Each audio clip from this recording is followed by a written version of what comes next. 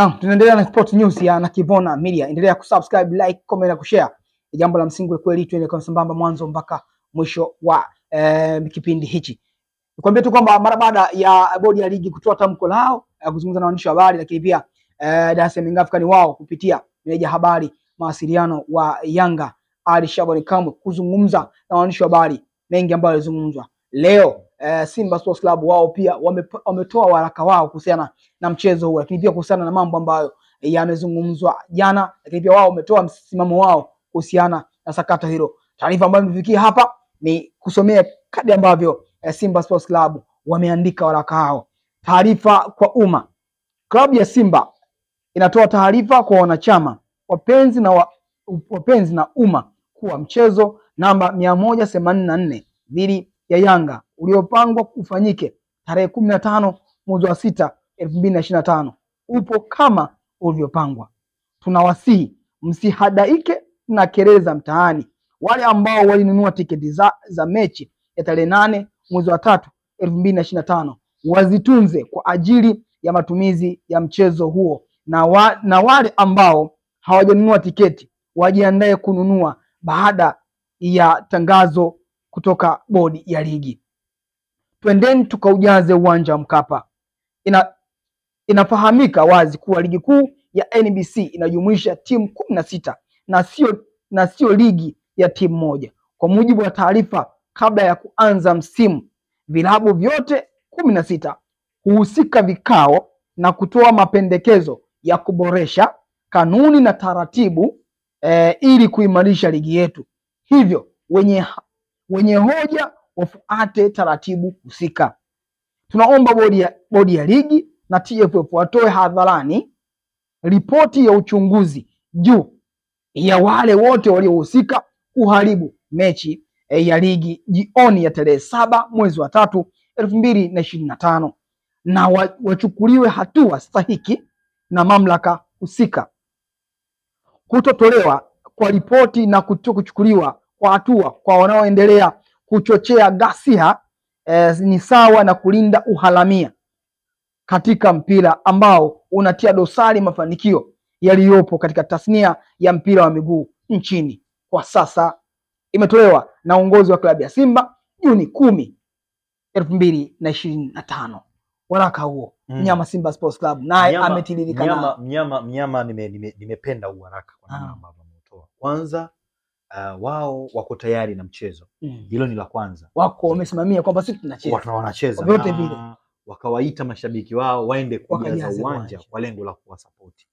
Lakini pia maswali kwangu yalikuwa ni mengi. Kwa nini Simba hawatoki hadharani kudai ripoti? Kwa nini Simba wamekaa kimya kwenye hili? Lakini nimependa hapo kwamba bodi wanapaswa kutoka hadharani kuwataja ambao walisababisha mchezo kuchezwa, akiwemo huyo kiongozi wa serikali. Ndio maana mimi nataka kuambia hapo. Labda Simba walivyoona kwamba ametajwa kama mtu wa serikali yupo na wenyewe wanamtaka. Yanga sio kutaja. Yes. Wao wanamtaka. Yes. Ni nani? Lakini wao wameenda by professional kwamba kumbe tayari ripoti ipo. Basi tunamtaka huyu atolewe. Kwa hiyo moja kwa moja Simba na Yanga lao limekuwa ni moja. Isipokuwa mmoja yuko tayari kucheza, mwingine yeye hayuko tayari kucheza mpaka ripoti itakapotolewa.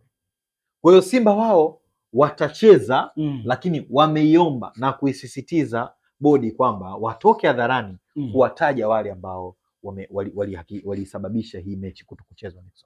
Lakini tukiangalia kwa ukubwa wake Simba kwa nini wametoa uharaka? Kwa sababu wao sio wahusika wa mchezo, kwa maana kwamba sio waandaaji wa huu mchezo. Waandaaji ni Dar es Salaam African. Wao kwa nini wasingesubiri kwamba bwana kesho mechi ipo, kwa leo pelekeni timu ikafanya mazoezi ya mwisho? Wanahitaji mashabiki na mtaani kumeshakuwa na maneno mengi ambayo kila mtu anazungumza kwa upande wake kwamba sasa hivi mpaka hapa hakuna mtu ambaye atasafiri kutoka mkoa kuja Dar es Salaam kwa ajili ya mechi. Hiyo iko wazi kwa sababu hakuna mwenye uhakika wa hii mechi kwamba itachezwa. Licha kuna taarifa za chini, lakini Yanga ambao wao ni wenyeji wameshasema tufanyaje? Hatuchezi. Wanachokifanya Simba ni kuwakumbusha wajibu au majukumu ya mashabiki kwamba wanapaswa kununua tiketi, wanapaswa kwenda uwanjani. Lengo na madhumuni kuhakikisha wanaipa sapoti timu yao. Hicho ndo ninachokiona, lakini wako tayari kucheza. Sijaona kwamba wao wametoa wako tayari kucheza kwenye paragraph ambao wanasema kwamba hatutocheza mpaka itoke taarifa. Wao wako tayari, lakini na wao wanahitaji hiyo ripoti ya uchunguzi ambao walifanya. Yes. Kwa ukubwa wake Simba wamefanya kitu ambacho wamefanya kwa weledi mkubwa. Wafahamu kitu gani ambacho kifanya. Lakini tukiangalia kwa hii mechi ambayo inatakiwa kucheza Juni 15, Yanga bado hawataki kutangaza ni tiketi, maana yake kwamba kununua kwamba mechi ile inahusishwa na afisa habari wa bodi ya ligi Boimanda alisema kwamba tayari watu washanunua tiketi. Ziliosalia tusubiri wahusika watangaze. Hii ya kusema kwamba bodi ya ligi, labda kidogo ufafanuzi. Bodi ya ligi wana uhalali gani wa kutangaza viingilio vya mechi kama timu pinzani imegoma kutangaza? Lakini pia Simba wataingizaje timu uwanjani hiyo siku ya Juni 15 kama wahusika hawajaenda kuruhusu mageti ya funguliwa? Sababu Yanga sio wahusika. Kwa uchache wa ufuatiliaji wangu wa soka, toka nimeanza kulifuatilia soka, ninachokijua wenye dhamana ya kuandaa mechi ni wenyeji na bodi. Kwa hiyo hawa wote wana haki ya kuiandaa mechi, kwa sababu kama hawa watu waiandaa, basi bodi wao wanapaswa kuiandaa mechi ili iweze kuwepo mechi husika, kwa sababu wao ndio ambao wasimamizi wakuu wa ligi hii. Nadhani kama nimekujibu kwa uchache. Nimejibu vizuri. Yes.